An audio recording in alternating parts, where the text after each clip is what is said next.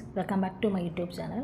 So ഇന്നത്തെ ക്ലാസ്സിൽ നമ്മൾ ഡിസ്കസ് ചെയ്യാൻ വേണ്ടി പോകുന്നത് ജുഡീഷ്യറിയെ പറ്റിയാണ്. അപ്പോൾ എന്താണ് ജുഡീഷ്യറി? നമുക്കറിയാം ജുഡീഷ്യറി എന്ന് പറഞ്ഞാൽ എന്താണ്. സോ ഇന്നത്തെ ക്ലാസ്സിൽ what is a role of the judiciary ഉണ്ട്.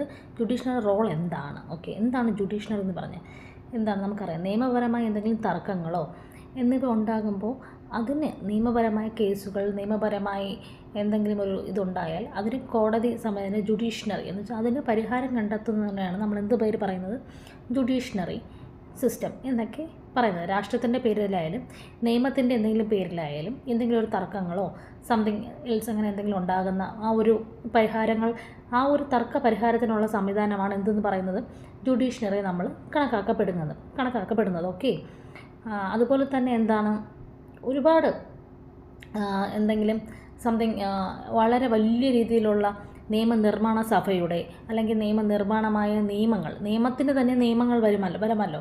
സോ അങ്ങനെ എന്തെങ്കിലും വരുമ്പോഴത്തേക്ക് നമുക്ക് എന്ത് പറയാം, ജുഡീഷ്യറിയിലോട്ട് നമ്മൾ എന്താ പറയുക, ആ ഒരു സൊല്യൂഷൻ കണ്ടെത്താൻ വേണ്ടി നമ്മൾ നോർമലി ഉണ്ടാകുന്ന ഒരു ഇതല്ല, ജുഡീഷ്യറിയിലോട്ടാണ് പോകുന്നത്. ഓക്കെ, അപ്പോൾ എന്താണ് ജുഡീഷ്യറിയുടെ ഒരു റോൾ എന്നുള്ളത് നമുക്ക് നോക്കാം. So court take decision on a very large number of the issue.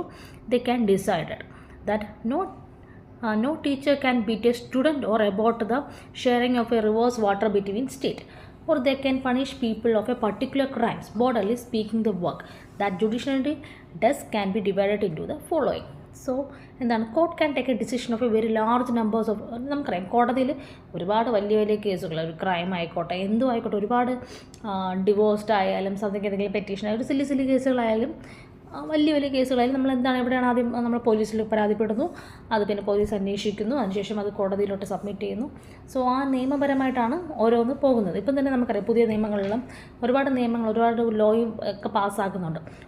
ഒരു അധ്യാപികയ്ക്ക് ഒരു കുട്ടിയെ അടിക്കാൻ വേണ്ടി പാടില്ല, എന്താണ്, അത് ശിക്ഷാർഹമാണ് എന്ന രീതിയിലൊക്കെയാണ് പുതിയ നിയമങ്ങൾ വരുന്നതല്ലേ. അതുപോലെ തന്നെയാണ് ഒരു sharing of A reverse between 2 States, 2 സ്റ്റേറ്റ്സുകൾ തമ്മിൽ ഒരു റിവർ ഷെയർ ചെയ്യാൻ വേണ്ടി പാടില്ല എന്നുള്ള നിയമങ്ങൾ പാസ്സാക്കുന്നുണ്ട്. സോ അതിനെതിരെ എന്തെങ്കിലും ഉണ്ടോ ഇല്ലയോ എന്നുള്ളത് നോക്കേണ്ടത്. Or they can punish people with a particular crimes. Broadly speak box that judiciary does not divided into the following. നോക്കാം. ജുഡീഷ്യറിയിൽ 3 രീതിയിലായിട്ടാണ് ആ ഒരു സിസ്റ്റം അല്ലെങ്കിൽ ആ ഒരു മെത്തേഡ് ഫോളോ ചെയ്യാൻ വേണ്ടി 3 രീതിയിൽ ഡിവൈഡ് ചെയ്തിട്ടുണ്ട്. ഫസ്റ്റ് എന്താണ്, dispute resolutions, judicial review, upholding the law and the enforcing fundamental rights. ഇത് 3 എന്താണെന്ന് നമുക്ക് നോക്കാം. ഫസ്റ്റ് എന്താണ്, dispute resolution. The judicial system provide a mechanism for resolving dispute between citizens and the government between 2 state government and between the centre of the state government. Dispute resolution എന്ന് പറയുന്നത് കുറച്ച് difficult ആയിട്ടുള്ള സംഭവം തന്നെയാണ് judicial സിസ്റ്റത്തിൽ. Judicial system provide mechanism resolving. എന്താണ്, ഒരു citizen between citizen, ഒരു 2 പേരും തമ്മിലുള്ള സിറ്റിസൺ, 2 പേർക്കുണ്ടാകുന്ന ഒരു സിറ്റിസൺ. നമ്മുടെ സിറ്റിസണിൻ്റെ പേര് എന്താണ്, ഇന്ത്യയാണ്. അപ്പോൾ ഓരോരുത്തർക്കും ഓരോ സിറ്റിസൺഷിപ്പില്ലേ.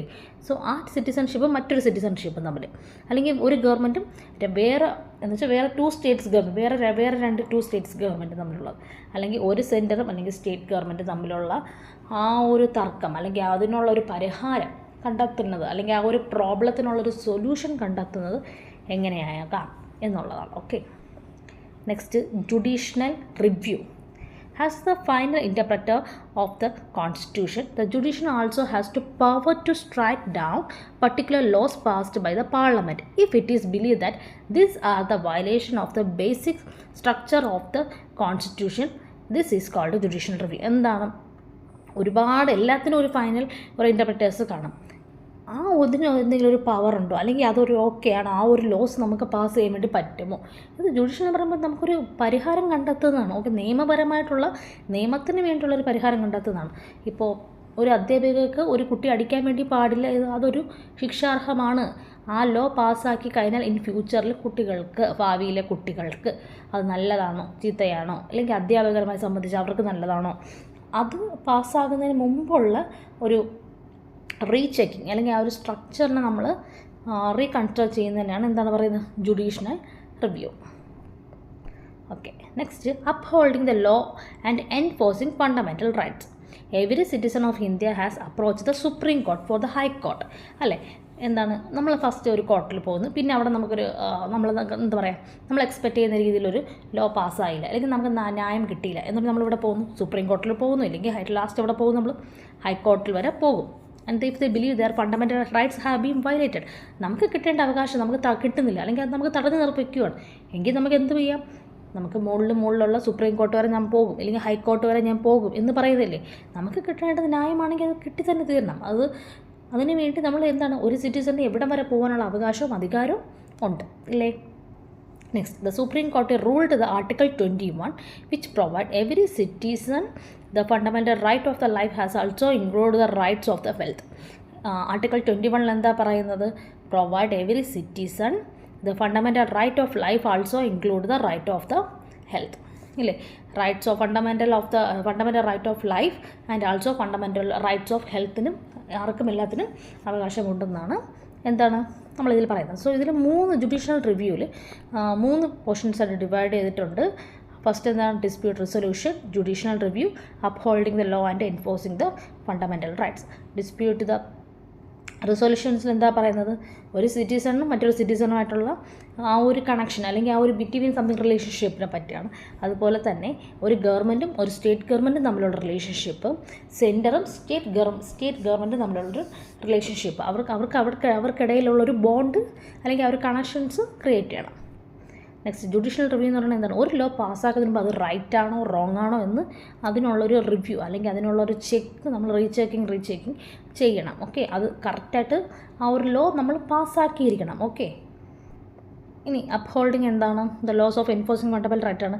എല്ലാ സിറ്റിസണും എന്താണ്, അവർക്ക് അവരുടേതായി കിട്ടുന്ന ന്യായങ്ങൾ കിട്ടിത്തന്നെ തീരണം. ഇല്ല എങ്കിൽ നമുക്ക് എവിടെ പോകും, സുപ്രീം കോർട്ടിൽ ഹൈക്കോർട്ടിൽ നമുക്ക് അപ്രോച്ച് ചെയ്യാനുള്ള റൈറ്റ്സ് എവരി സിറ്റിസൺ, എല്ലാ സിറ്റിസൺസിനും ഉണ്ട്. സുപ്രീം കോർട്ട് ആർട്ടിക്കിൾ 21 തന്നെ പറയുന്നത് എന്താണ്, fundamental of life also included the right of the wealth. So ഇന്ന് പഠിച്ചൊരു ചെറിയൊരു പോർഷൻ ഉണ്ട്, ജുഡീഷ്യറി എന്നുള്ളത് കുറച്ച് ചെറിയൊരു പോർഷൻ മാത്രമേ ഞാൻ ഇപ്പോൾ എടുത്തിട്ടുള്ളൂ. ഇതിൻ്റെ കണ്ടിന്യൂഷൻ നെക്സ്റ്റ് ക്ലാസ്സിൽ